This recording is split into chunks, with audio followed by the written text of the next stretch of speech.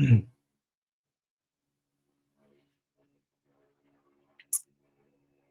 kawok, mabuhay! Dito na naman tayo sa hashtag #WalkWithLan, ang iyong paboritong corner ng katotohanan sa gitna ng showbiz na parang sirkong walang hangganan. Ako sila ng inyong witty na nakapagtanggol ng tama at ngayon, may babala na nag-viral na parang COVID variant. Babala ni Anjo Iliana kay Vic Soto at Joey De Leon. Jose Manalo, asa ka. Yan. Kay babala o banta o simpleng pagiging tapat na parang lason ng ahas sa mundo ng noontime shows, kung saan ang taway, maskara at ang chismis sa script, lumalabas ang tunay na mukha at sino ang bida. Si Anjo Iliana ang dating EB host, na hindi natatakot magsalita laban sa mga matatanda na parang mga reyna ng corona na ngayon natutulis na. Vic Soto, Joey De Leon, mga legend yan Pero teka, legend ba o liability? At si Jose Manalo, hindi ito pet name mga kawok. Ito'y paratang ng pagtataksil. Ngayon, para sa mga ilang minuto na ito, ating i-walk ang lahat. Factual, in-depth, engaging, at may konting witty na parang kape ni Deo Makalma. Mapait pero nakakagising para sa ating mga OFW na nagpapakahirap sa abroad, nawawalan ng tiwala sa mga idolo, at sa mga kabataan na kailangan matuto ng critical thinking bago maging next-gen victims ng sindikato. Ready? Let's dissect. Kaya mga kababayan, simulan natin sa basics. Kasi sa showbiz, ang history ay parang selective memory. Convenient kapag may pera, convenient kapag may galit. Si Anjuliana, mga kaibigan, dating miyembro yan ng EB, ng Itbulaga, isa sa mga nagbigay buhay sa Itbulaga nung mga nakaraang panahon. Siya ang tipo ng komedyan na hindi lang nagpapatawa, nagpapaisip din. Pero bakit umalis? Hindi dahil sa creative differences, hindi ayon sa kanyang mga pahayag noong November 2025 dahil daw sa sindikato di umano na nag-ooperate sa loob ng show. Ano ito? Mafia sa noontime? Batay sa kanyang TikTok live at confirm sa mga news reports mula Philstar at Sunstar, sinabi ni Anjo na may grupo na nagkokontrol ng bookings, ng promotion at worse, ng mga personal na buhay ng host at staff. At sinong nasa gitna? Hintay, hindi pa. No, pero teka, factual tayo. Noong 2023 pa, nag-file na ng copyright case ang TVJ, Tito, Vic, and Joey laban sa GMA at mga dating kaalyado. Pero ngayon, 2025 na, bumabalik ang galit. Anjos revelation, may sindikato daw na nag-uuto ng pera mula sa donations, mula sa ads, at pati sa mga EB babes na parang disposable props. Wow, talaga, parang mafia movie pero sa halip na horses heads, nagpapadala sila ng fake laughter tracks. Ay, talaga? Para sa mga OFW sa Estados Unidos at Canada na nagsisend ng remittances para sa pamilya na nanonood ng Eat Bulaga, tanong ko, worth it ba ang pera nyo sa ganoong sistema? Shoutout muna tayo sa mga kawok natin sa Pilipinas. Salamat sa views nyo kahit brownout. Sa United States, keep streaming habang nagdodrive sa LA traffic. Sa Canada, snowy winters pero hot ang chismis natin. Ngayon, pumasok tayo sa meet. Ang babala kay Vic Soto at Joey De Leon. Si Vic ang bossing, pero bossing ba talaga o boss ng shadows? Ayon kay Anjo, nung kanyang live, binanatan niya sila, no? Grabe Si Anjo po nagsabi doon. Hindi po tayo. Huwag ninyong sirain ang legacy ng Itbulaga. Bakit? Dahil daw sa ilalim ng TVJ reunion sa TV5, nagbabalik ang dating ugali. Pagkukontrol ng narrative, pag-ostracize ng dating host tulad niya. Reports mula Inquirer at Philstar, November 4, 2025, ay nagbe-verify na nag-viral ang clip ni Anjo kung saan sinabi niyang ilang taon na lang, ilalatag ko lahat. Wow, talaga, nananakot pa no? At si Joey De Leon, ang punong abogado ng tawa, pero teka, lawyer ba siya ng katotohanan o ng cover-up? Sabi ni Anjo kasi, si Joey daw ay sangkot sa pag-endorse ng mga deals na hindi transparent.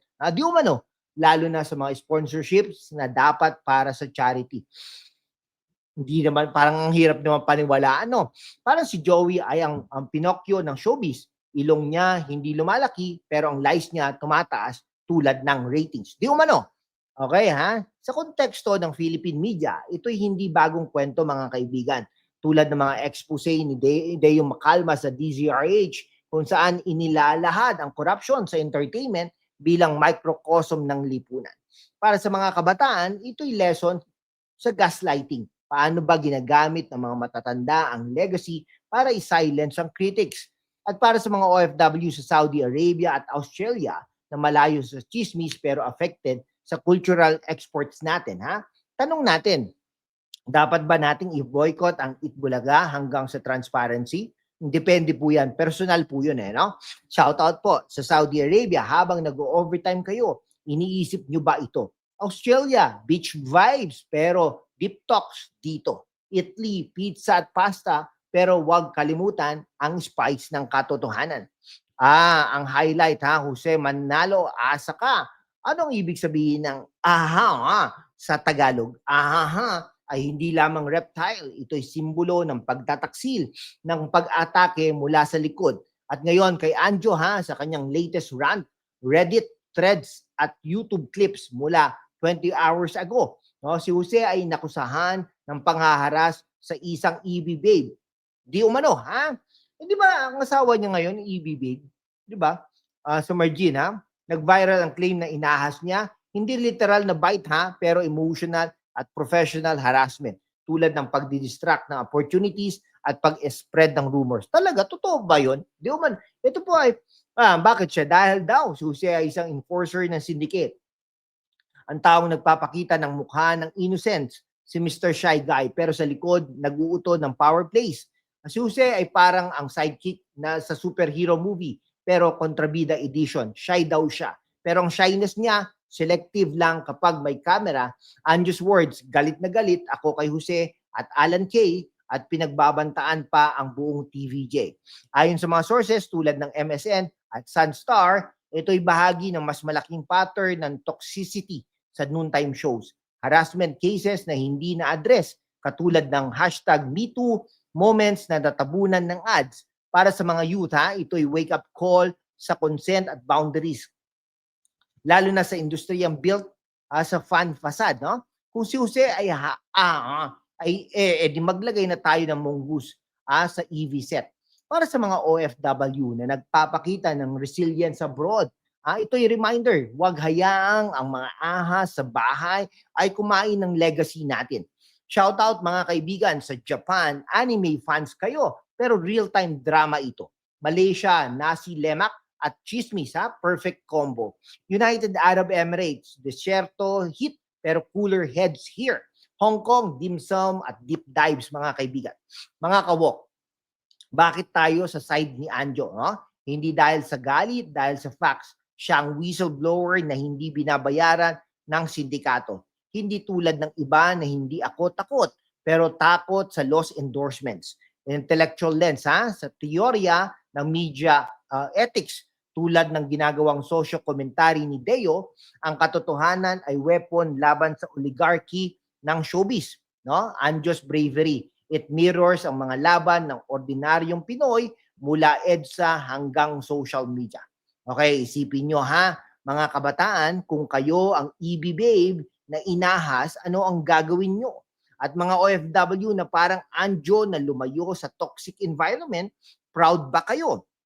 Anjo ay hindi hero, Siya ang anti-hero na hindi kailangan ng cape, sapatos lang para tumakbo mula sa mga ahas.